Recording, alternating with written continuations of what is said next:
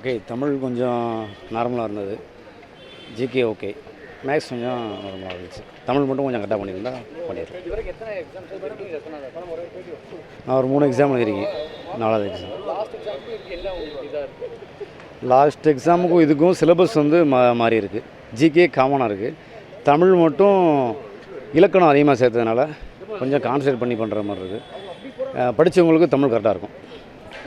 ஆவரேஜாக தான் சார் இருந்தது. ஆவரேஜாக இருந்தது. தமிழ் கொஞ்சம் டஃப்பாக இருந்தது. அப்புறம் மேக்ஸ் ஓகே தான்.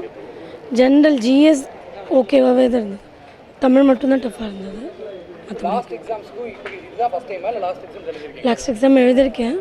அங்கேயே தமிழ் அதை விட இது கம்பேர் பண்ணும்போது டஃப்பாக தான் இருந்தது.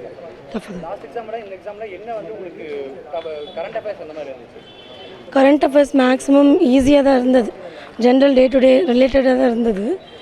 தமிழ் தான் ஓவரால் பார்த்திங்கன்னா தமிழ் நல்லா இருந்துச்சு. ஆப்டிடியூட் டெஸ்ட் மட்டும்தான் கொஞ்சம் கஷ்டமாக இருந்த மாதிரி இருந்தது. தமிழ் மற்றதெல்லாம் கொஞ்சம் ஈஸியாக தான் இருந்தது. ஆப்டிடியூட் டெஸ்ட் தான் கொஞ்சம் கஷ்டமாக இருந்தது. Second time. அதான் போன வாட்டி ஆப்டிடியூட் கொஞ்சம் ஈஸியாக இருந்தது. இந்த வாட்டி கொஞ்சம் கஷ்டமாக இருந்த மாதிரி இருந்தது.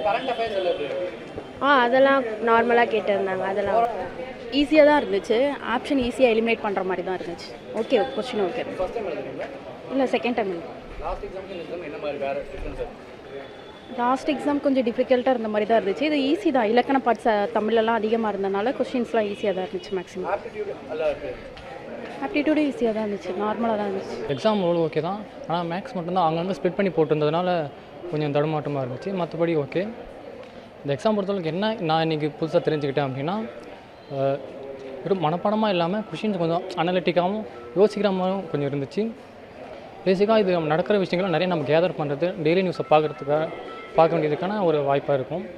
அதை பற்றி தான் நிறைய கேட்டிருந்தாங்க. இலக்கணம் நல்லாவே கேட்டிருந்தாங்க. சிலபஸில் இருக்க மாதிரி இலக்கணம் நல்லா கேட்டிருந்தாங்க. அதுபடி ஒரு சிலது மட்டும் கொஞ்சம் வெளில இந்த மாதிரி இருந்துச்சு எனக்கு.